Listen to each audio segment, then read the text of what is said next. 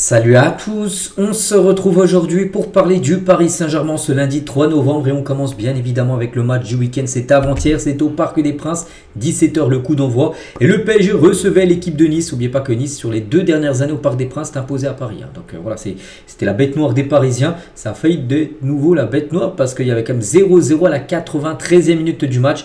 Mais il y a quand même eu 1-0 pour le PSG. Gonzalo Ramos en toute fin de match a permis tout simplement à l'équipe parisienne de s'imposer et prendre 3 nouveaux points bien sûr du côté de la Ligue 1. Donc Paris s'est fait peur mais à la fin du compte Paris s'est imposé. Et logiquement parce que voilà, Paris était bien meilleur que cette équipe de Nice, un Camille Bus tout simplement. Ils ont essayé de garder ce 0-0 mais non, ça a cédé. En toute fin de match, heureusement la victoire parce que sinon le PSG ne serait peut-être pas actuellement leader. Mais en tout cas avec cette victoire Paris est bien en tête de ce classement de la Ligue 1. Avec 2 points d'avance sur Marseille, 2 points d'avance sur l'équipe de Lyon. Donc voilà, une Ligue 1 très serrée parce que là du 1er au 6e qu'est Lyon, il y a seulement 4 points d'écart. Tiens, en parlant de Lyon, futur adversaire du PSG dimanche prochain. Donc là PSG grosse semaine, demain le Bayern et Lyon dimanche prochain en Ligue 1 avant la trêve internationale. Donc en tout cas le classement est bon, que ce soit en Ligue 1 ou en Ligue des Champions, Paris est en tête. Alors, dans ces 2 classements. On continue avec Luis Enrique en conférence de presse à la fin du match contre l'équipe de Nice. Qu'est-ce qu'il a pensé de ce match Donc je pense que si on fait une petite analyse du match, on était un peu trop relâché dans les 30 premières minutes du match.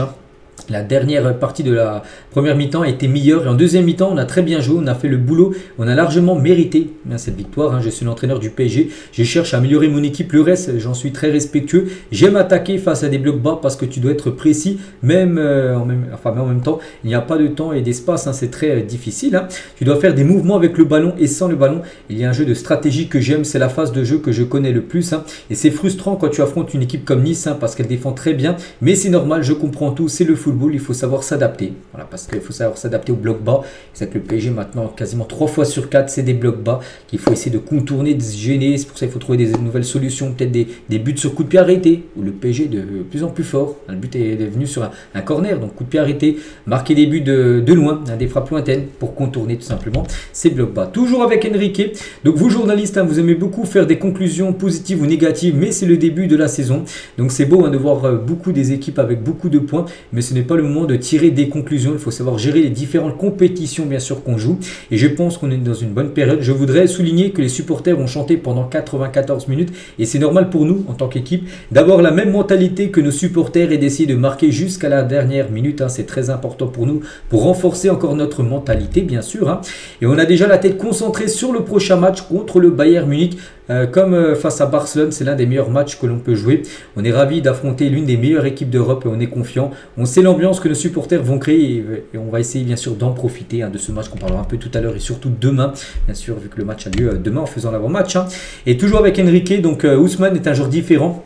C'est beau de le voir sur la pelouse, mais il faut être patient. Il faut écouter ses sensations parce que Dembélé n'est pas à 100% actuellement. C'est sûr et certain. Vu les performances qu'il fait quand il joue, tu sens qu'il faut qu'il retrouve son niveau qu'il avait il y a quelques mois. Voir Ousmane 10 ou 20 minutes sur le terrain, c'est déjà passionnant. On est satisfait de son évolution. On n'est pas préoccupé à tout, du tout à ce point-là de vue. Voilà, que pour l'instant, il sait Enrique qui revient de blessure, qu'il va falloir le remettre dans le mood tout simplement de la compétition. Et il a parlé Enrique de Gonzalo Ramos.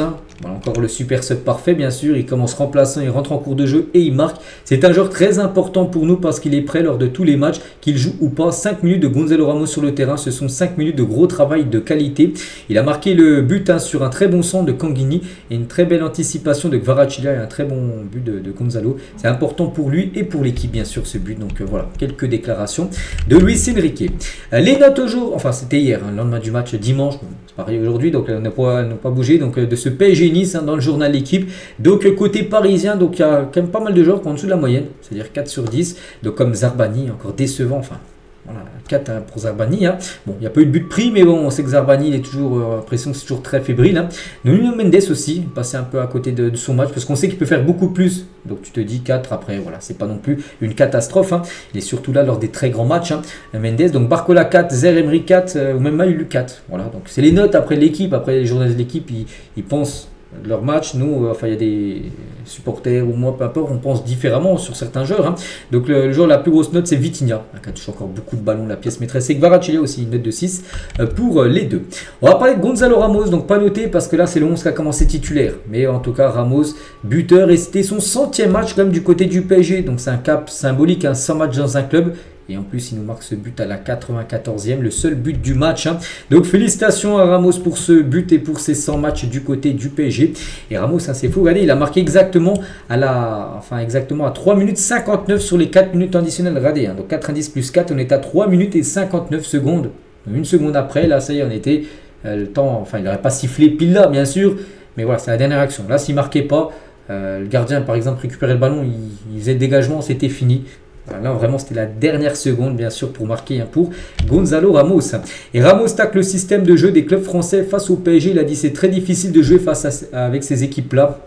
Hein, on a dû travailler plus, mais c'est important de gagner en Ligue 1. Ils défendent beaucoup, hein, ils ont 11 gardiens, alors qu'en Ligue des Champions, ils nous regardent dans les yeux. Parce que oui, on sait qu'en Ligue des Champions, le PSG, les matchs sont un peu plus ouverts, il y a un peu plus de buts. Regardez, là, les derniers matchs ont été compliqués. Une victoire 1-0 contre Lorient, ça fait un partout.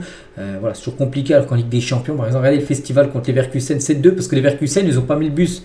Hein, ils ont voulu jouer tout ça. Après, voilà, Paris, quand une équipe qui joue, Paris s'enchaîne les buts. Hein. Enfin, si Paris est efficace. Et voilà, c'est pour ça en Ligue 1, quand tu comptes des équipes avec gros blocs bas, c'est toujours bien sûr des matchs compliqués, mais bon, ils jouent avec leur force tout simplement, les autres équipes. On revient sur les coups de pied arrêtés, où j'ai dit que c'est une force maintenant pour le PSG. Les coups de pied arrêtés sont devenus la nouvelle arme fatale du PSG. Hein. Donc de travaux spécifiques confiés aux 3 membres du staff performance, hein, en coordination avec les souhaits du staff technique. Ces derniers étudient sur la base de data, donc les statistiques, tout ça analyse, hein, et de vidéos les axes d'amélioration sur les coups de pied arrêtés. Donc résultat, Paris a quasiment inscrit un tiers de ses buts, 11 sur 35, c'est énorme, hein, sur coup de pied arrêté depuis le début de la saison. Une moyenne d'un but tous les 15 corners. Avant-hier, le but est venu sur corner. Hein. Donc, si la saison dernière, Paris a bouclé l'exercice avec un ratio de 8,9 de buts inscrits sur corner, il pointe depuis novembre, hein, à 19,4 voilà, de buts inscrits sur corner. Voilà. Donc, c'est comme j'ai dit, hein, vu que Luis Enrique essaie de chercher maintenant des autres stratégies pour contourner les blocs bas. Et maintenant, pourquoi pas essayer de miser beaucoup sur les coups de pied arrêtés, comme le fait par exemple une équipe qui le fait très bien en Angleterre, Arsenal, qui marque énormément de buts sur coups de pied arrêtés. On continue toujours, hein, sur cette rencontre. Zarbani, tiens, une déclaration de sa part: je me sens bien, j'adore ce club, les fans, l'équipe, le staff, tout le monde essaie de m'aider. Ma mission est de faire de mon mieux pour l'équipe. Hein. Donc l'équipe est prête, ça se sent dans le vestiaire, à l'entraînement, on est confiant. Voilà ce qu'il a pu dire Zarbani. On va parler de Vitinha, un gros match, hein, de la part de Vitinha, rien qu'à la mi-temps, les gars. Donc à la mi-temps du match, hein, il avait touché 90 ballons. Énorme, hein. Voilà, il était dans ses standards bien sûr, mais rien que Nice, les gars, tous les joueurs de Nice, hein, cumulé 96 ballons. En gros, ils ont touché 6 ballons de plus que Vitinha, mais lui tout seul. Voilà. Pour montrer une comparaison, voilà, de Vitinha. Encore son match exceptionnel, on était seulement à la mi-temps. Hein. Bien sûr, il a dû dépasser encore la barre des 140, 150 ballons, hein, comme il le fait régulièrement. La banderole du Cup, hein, au Parc des Princes, en soutien à Désiré Doué, blessé. Hein, c'était blessé contre Lorient, on se souvient, quelques jours avant. Désiré, tout le virage est avec toi, bien sûr, pour ce nouveau rétablissement. Il a déjà eu un mois et demi, il y a quelques semaines, et là, du coup, il doit en refaire un. On le reverra peut-être fin décembre, sinon ça sera début janvier, le retour de Désiré. Concernant Ousmane Dembélé, comme on a dit, hein, il n'est pas 100%. Regardez, même à la fin du match, il était filmé là. Il n'était pas en interview, mais on a pu lire sur ce qu'il disait sur ses lèvres. Hein. J'ai mal à l'ischio, il parlait, je sais pas, de ses collègues, je crois que c'était Achraf Hakimi qui parlait. Il dit j'ai mal à l'ischio. Donc l'ischio, jambier, c'est derrière la cuisse, donc il n'est pas 100%. Il a encore il sent une douleur derrière la cuisse. Donc voilà, pas de risque pris. Voilà, pour le match de demain, les gars. Pas de rechute, hein, parce qu'on sait qu'il avait déjà été blessé aux ischios, donc il n'y a pas de rechute pour l'instant pour Ousmane Dembélé. Cependant, le Ballon d'Or, bon, il devrait être là demain contre le Bayern, mais il devrait commencer sur le banc. Voilà, il y a des chances de le voir peut-être jouer la fin de match, ou peut-être pas du tout, tout dépend du scénario du match. Mais voilà, il sera certainement pas titulaire, ça c'est quasiment sûr. Ousmane Dembélé. On va parler de Bradley Barcola depuis août 2024, hein, donc c'est 78 matchs joués sur 79. Il a loupé seulement un match, Bradley Barcola. Donc c'est 11 sélections, donc 89 matchs en 15 mois. Cela peut aussi expliquer son manque de fraîcheur dans le dernier geste, parce qu'on sait que c'est un joueur qui arrive à se créer des occasions. Le gros problème, c'était le problème à l'époque de Dembélé, c'est la finition. Des fois il peut faire des chevauchées, mais dès qu'il arrive devant le gardien, c'est là où il faut être concentré au maximum pour essayer de rien cadrer. Il la met difficilement pour que le gardien l'arrête pas. Hein. Donc lui il n'arrive pas, il tire à côté. C'est vrai que Barcola, les gars, c'est beaucoup de frappes hors cadre. Hein. Et voilà, c'est peut-être pour ça, c'est peut-être parce qu'il joue beaucoup, et c'est peut-être par rapport à ça qu'il a peu de fraîcheur devant les cages adverses. Hein. Et dans le dur en ce moment, après Barcola, quand même des actes, hein, qui plaident dans sa faveur, bien sûr, le pressing intense, hein. Disponibilité, profondeur, bien évidemment, volume de jeu et sens de la passe. Voilà. Ce qui lui manque, c'est la finition. La La finition, c'est le gros point négatif, bien sûr, de Bradley Barcola. Donc voilà tout ce qu'il y a à dire, hein, bien sûr, parce qu'il y a eu des occasions contre Nice, mais on sait qu'il a encore flanché dans le dernier geste. Concernant le programme, bien sûr, pour les prochains matchs, donc là, on est en plein mois de novembre, donc enfin, en plein mois, on débute le mois de novembre. Il y a déjà eu un match, il y en a déjà un demain, les gars. Donc demain, bien sûr, le Bayern, après, il y aura Lyon, comme j'ai dit dimanche, puis après Trèves, après Le Havre, Tottenham et Monaco. Les 3 derniers matchs après. Pour le mois de novembre, mais avant de penser aux 3 derniers, ben, il y a le match tout d'abord contre le Bayern Munich, bien sûr, c'est demain soir, c'est à 21h, c'est simple, hein, sur la poule de 36 équipes en LDC, c'est le premier contre le deuxième. Donc c'est bien évidemment une énorme affiche, hein. Les 2 équipes ont gagné leurs 3 premiers matchs, donc voilà, c'est-à-dire qu'il y a une équipe qui perdra tout simplement, qui perdra des points, voilà, peut-être qu'il y a un vainqueur, c'est-à-dire qu'il y a une équipe qui perdra ou peut-être sur un nul, on verra demain, hein. Donc Maurizio Mariani, un arbitre italien, sera l'arbitre du match demain entre le PSG et le Bayern. Et à noter côté Bayern, hein, bon, on va se mentir les gars, c'est impressionnant le Bayern, 15 matchs, 15 victoires, ils ont tout gagné. Donc c'est du jamais vu, hein, dans l'histoire du football qu'une équipe gagne ses 15 premiers matchs, toutes compétitions confondues. Donc voilà, demain c'est le PSG, une équipe qui les a battus en demi-finale de Coupe du Monde des clubs, ils vont leur prendre leur revanche, hein. Donc parmi les favoris, je ne sais pas qui est favori, donc Paris bien sûr, on sait qu'ils peuvent tout faire, on sait qu'en Ligue 1 c'est un peu compliqué, mais en Ligue des Champions, hein, voilà, c'est excellent. Le Bayern les gars, c'est redoutable, vraiment c'est un match très serré, c'est un très beau test, hein. Il y a eu le Barça qui a été un beau test, c'est peut-être le deuxième très gros test bien sûr ce début de saison. Cette équipe bien sûr du Bayern, hein, regardez, hein, les 15 matchs, 15 victoires, ils ont battu comme Chelsea, que Paris avait perdu contre Chelsea, hein, ils ont battu comme des grosses équipes, il y a eu Dortmund, il y a Leverkusen, PSG a passé 7, ils ont gagné 3-0 ce week-end, mais avec une équipe bis, hein, ils ont mis pas mal de cadres au repos pour qu'ils soient prêts, et 100% pour le match contre Paris, hein. Donc concernant ce match, hein, toujours donc les photos lors du dernier entraînement bien sûr des Parisiens en mode survêt Ligue des Champions, bien sûr, vu que c'est la rencontre demain, voilà, on peut voir Dembélé, on peut voir Marquinhos, on peut voir Kanguini, on peut voir également Gonzalo Ramos, ou les 2 Portugais, João Neves et Vitinha, les 2 devraient être titulaires bien évidemment demain pour ce match, hein. Et en plus de Doué blessé, Zarbani suspendu, et pas ça, Zarbani ne sera pas là demain, il a pris un rouge lors du match contre Leverkusen. Le PSG devra faire sans Mbaye ni Camara face au Bayern Munich demain, afin de laisser les jeunes à disposition de l'équipe Youth League, parce que l'équipe Youth League, les U19, je crois qu'ils ont fait un nul et 2 défaites, donc voilà, ils sont proches de l'élimination. C'est pour ça en gros que Luis Enrique va laisser des bons éléments, donc Camara et Mbaye devraient jouer avec l'équipe U19 demain cette Ligue des Champions en gros. Donc David Boly, lui 16 ans, c'est quant à lui de nouveau entraîné avec les pros ce dimanche, donc lui peut-être sera dans le groupe des pros pour le match de demain.